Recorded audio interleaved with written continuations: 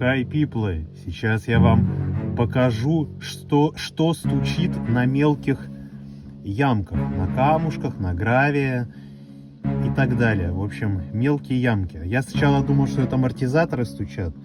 Ну, оказалось, что тут все нормально с резинками. Но я на всякий случай их тоже поменял. Вот что это стучит.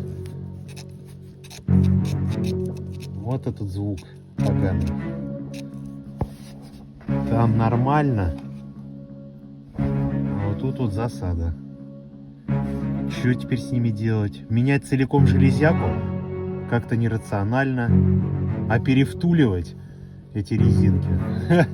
У меня пресса нету. Ставьте лайки и дизлайки русским машинам. До свидания.